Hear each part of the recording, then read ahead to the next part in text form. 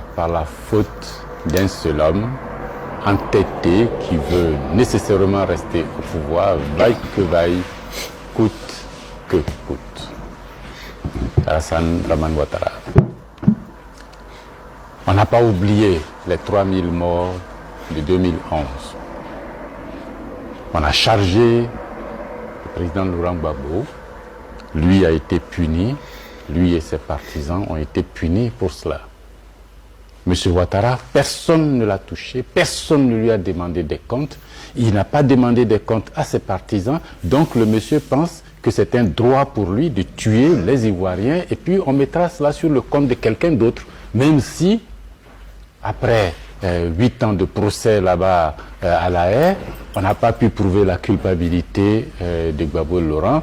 M. Ouattara est resté impuni et puis voilà qu'il recommence. Quand on vous dit que l'impunité ce n'est pas bien, voilà qu'il recommence. Pour l'élection présidentielle de 2020, après tout ce qu'il a fait, le peuple ivoirien, les jeunes Ivoiriens, les femmes ivoiriennes se sont levés de toutes parts de la Côte d'Ivoire pour dire non à la forfaiture, pour dire non à cette façon de vouloir s'imposer, quel que soit le prix à payer à la Côte d'Ivoire. M. Ouattara n'a pas trouvé autre chose que d'envoyer contre cette population, contre ces jeunes, ces femmes et ces seniors, les microbes, ces miliciens, ces supplétifs, armés, équipés, véhiculés, transportés, payés, qui vont dans les villages, qui vont sur le campus, qui vont en ville, qui vont dans les quartiers pour casser le mouvement de contestation des populations ivoiriennes. On ne veut de cette élection telle qu'elle est organisée par M. Ouattara. On ne veut pas de cette commission électorale. On ne veut pas de cette cour constitutionnelle. On ne veut pas de cette liste électorale. On ne veut pas que ces élections se déroulent alors que certains Ivoiriens sont en exil, sont en prison simplement par la seule volonté de Ouattara. C'est anticonstitutionnel, c'est illégal. Mais dire ça, protester dans la rue, contester cette autorité, est totalement légal. Ça c'est vrai. Est totalement légal. Nous sommes en dictature. Aux lois injustes, nul n'est censé se plier ou respecter. M. Ouattara nous envoie ces microbes. Des gens balèzes, bruts, avec l'autorisation de tuer, convoyés pour aller dans les villages, dans les villes, tuer des gens, blesser des gens. Nous sommes à plus d'une 50aine de morts officiellement. Je ne parle pas des mutilés, des blessés définitivement, des doigts coupés, des têtes fendues, blessées. Et M. Ouattara est en campagne. Il pense que cette fois aussi, il va y avoir de l'impunité. Non. Cette fois-là, M. Ouattara, nous allons nous arranger. Nous allons tout faire. Tous les moyens légaux nécessaires pour conduire M. Ouattara devant la justice. Toutes ces personnes blessées, toutes ces personnes tuées par les microbes n'ont qu'un seul responsable, M. Ouattara. Ce sont ces supplétifs. Depuis son arrivée au pouvoir, les microbes ont été tolérés. On les a présentés non pas comme des délinquants dangereux, tueurs, on les a présentés comme des enfants en conflit avec la loi. Mais ça, il y a 10 ans. Aujourd'hui, ils sont devenus de grands gaillards costauds qui prennent des cars, qui sont transportés, déposés et qui vont en convoi pour taper du patriote, tuer des démocrates, frapper des républicains et puis blesser des citoyens. Monsieur Ouattara, toutes les personnes qui ont été blessées ont des parents, ont des amis. C'est vrai. Partout en Côte d'Ivoire. Vous savez que plus vous en blessez, plus vous en tuez, plus vous en mutilez, plus vous en frappez, plus les frères et les sœurs de ces personnes se mobilisent contre vous. Et nous sommes de plus en plus nombreux. Bientôt, vous ne pourrez plus circuler en Côte d'Ivoire. Autrefois, c'est vous qui avez dit que vous allez rendre ce pays ingouvernable. C'est vous qui avez dit que vous allez frapper ce régime pourri qui allait tomber. Maintenant, c'est vous. Et c'est nous qui disons qu'on va rendre ce pays ingouvernable. C'est nous qui disons que ce régime-là, on va le frapper et il va tomber au bon moment. C'est nous qui disons que vous êtes désormais, vous et votre régime, vous êtes désormais la cible des victimes de votre régime.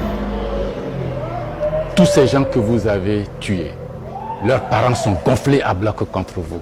Tous ces gens que vous avez blessés, leurs amis, leurs frères, leurs sœurs, leurs collaborateurs sont gonflés à bloc contre vous. Ne réclament qu'une chose, justice, justice, justice. Ouais. Une chose, justice, justice, justice. Vous serez conduit devant la justice. Il faut que quelqu'un rende compte, il faut que vous rendiez compte de cela. Pourquoi tuer avec des forces parallèles des jeunes, aller attaquer des villages nuitamment, brûler, blesser, et puis bon, rien ne se passera. Non, l'impunité c'est fini. L'impunité c'est fini. Et je peux vous assurer que désormais en Côte d'Ivoire, vous ne pourrez plus circuler. Les Ivoiriens se mobilisent de plus en plus nombreux contre ce régime. Ça c'est vrai.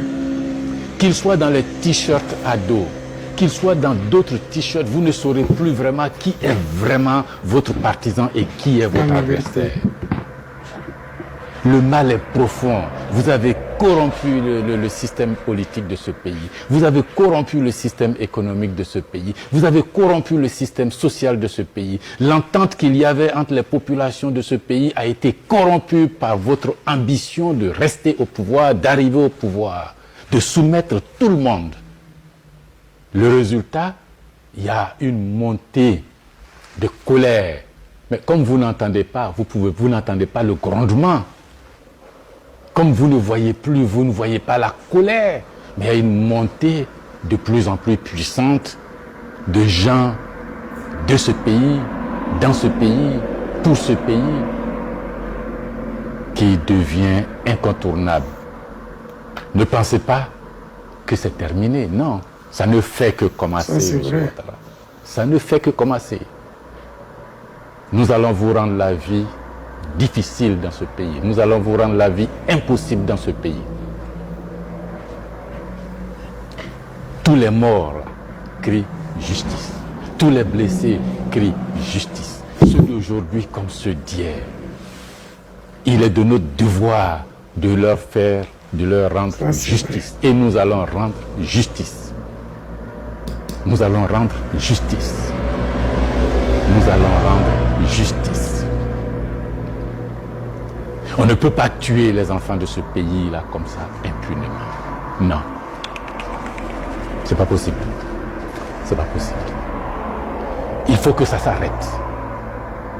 Et nous allons tout faire pour que ça s'arrête. Ces élections-là, on n'en veut pas. Merci. Elles n'auront pas lieu. Faites ce que vous voulez. Ces élections n'auront pas lieu. Vous allez vous proclamer président, vous prendrez une ordonnance pour être président, vous prendrez un décret pour être président à vie ou empereur, comme vous voulez. Mais nous allons vous rendre la vie difficile dans ce pays. Et chaque jour, nos rangs ne font que grossir. Chaque jour, nos rangs ne font que grossir. Chaque jour, nos rangs ne font que grossir. Vous tuez, vous blessez, pensant nous décourager. Au contraire, quand vous blessez un enfant, toute sa famille se rébelle contre vous. Quand vous tuez un enfant, tout son village se rébelle contre vous. Continuez et vous verrez. À tous ceux qui ont été blessés, à tous ceux qui ont été mutilés, à tous ceux qui ont perdu un membre de leur famille dans cette violence orchestrée par M. Ouattara, gardons foi, gardons courage, restons rivés sur notre combat. Yako, condoléances.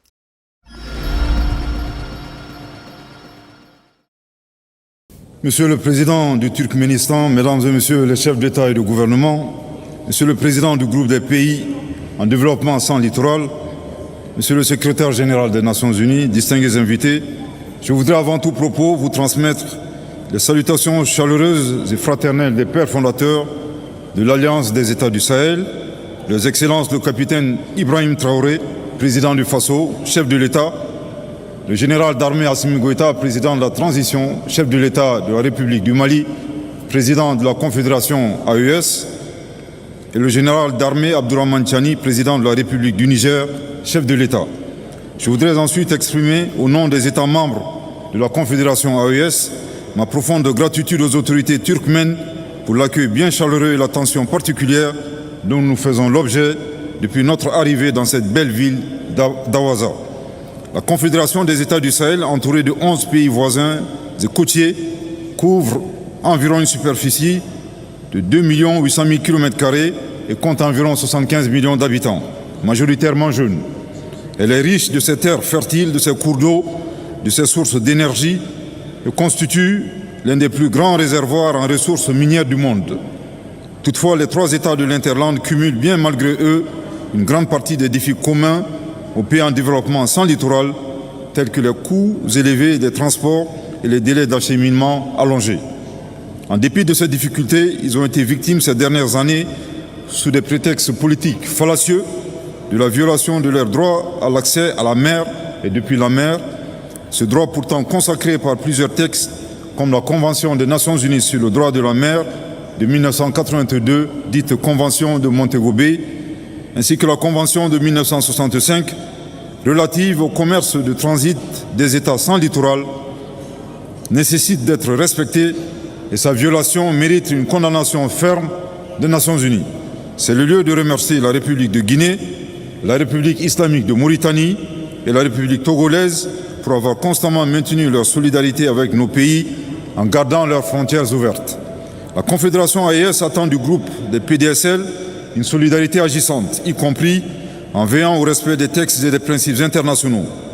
Nous devons donc nous mobiliser chaque fois que des pays et organisations ont recours à des blocus, des mesures coercitives unilatérales et autres sanctions illégales et illégitimes comme moyen d'enclavement, de pression politique et de déstabilisation contre les pays en développement sans littoral. Monsieur le Président, c'est donc avec beaucoup d'espoir que la Confédération AES prend part à la présente conférence qui nous permet d'évaluer l'état de mise en œuvre du programme d'action de Vienne en faveur des PDSL pour la décennie 2014-2024 et d'envisager de nouvelles perspectives prometteuses. En attendant la réalisation des objectifs fixés à Vienne, la Confédération AES a pris des initiatives hardies et souveraines axées sur le développement endogène, notamment en matière de projets structurants et de mobilisation des ressources internes, d'industrialisation, de transformation sur place de leurs produits locaux pour créer de la valeur ajoutée à nos économies. Dans cette optique, nous avons inscrit au cœur de nos priorités nationales et confédérales des politiques d'investissement stratégiques dans différents domaines prioritaires tels que les infrastructures, l'énergie, l'industrialisation et la diversification économique. Pour contribuer à la réalisation des projets confédéraux dans ces domaines prioritaires, il a été créé la Banque confédérale pour l'investissement et le développement. Sur le plan sécuritaire, nos vaillantes forces armées de sécurité combattent avec succès les organisations criminelles et obscurantistes. En témoigne la neutralisation de nombreux éléments, y compris des chefs des groupes armés terroristes, ainsi que la reddition de plusieurs combattants. L'AES dénonce de nouveau les soutiens multiformes apportés à ces groupes terroristes par des sponsors étatiques étrangers. Monsieur le Président, la Confédération AES a foi en un multilatéralisme à visage humain, celui qui fait de la coopération et de la solidarité entre les peuples un moteur de développement véritable. À cet égard, nous devrions redoubler d'efforts pour une mise en œuvre effective des domaines d'action prioritaires du programme d'action des pays en développement sans littoral.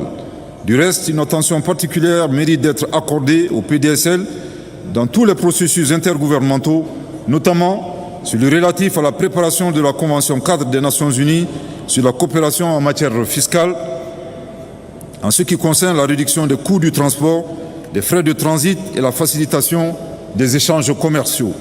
Nous sommes convaincus qu'une fois convenue, cette convention aura un impact certain sur la mobilisation des ressources internes en minimisant les évasions et autres fraudes fiscales qui entachent depuis des décennies l'exploitation de nos ressources naturelles par des multinationales. Au nom de cette même solidarité internationale, il importe d'œuvrer à l'atténuation des vulnérabilités des PDSL. Aussi voudrions-nous appeler à la révision des critères de notation et d'évaluation du risque appliqués aux pays les plus vulnérables, afin que d'ici à 2030, les pays en développement à faible revenu bénéficient d'un financement efficace. Il est également important de renforcer la coopération entre les pays de transit et les pays sans littoral pour développer des stratégies intégrées plus pertinentes permettant de mieux s'intégrer dans l'économie mondiale. Monsieur le Président, Mesdames et Messieurs, la Confédération des États du Sahel a une grande confiance en l'avenir et œuvre quotidiennement à transformer les défis du moment en opportunités immenses de développement au profit de son peuple. Notre narratif est que le Sahel reste une terre d'opportunités et non pas une région de crise comme s'échine à le dépeindre une catégorie d'opinion. Dans cette perspective, la Confédération AES est disposée à coopérer avec l'ensemble des partenaires dans un cadre équilibré et gagnant-gagnant, sous réserve du respect des principes simples et évidents comme le respect de la souveraineté de nos États, le respect de nos choix stratégiques et la prise en compte des intérêts vitaux de nos populations. Je vous remercie de votre très aimable attention. Voilà, vous venez de suivre.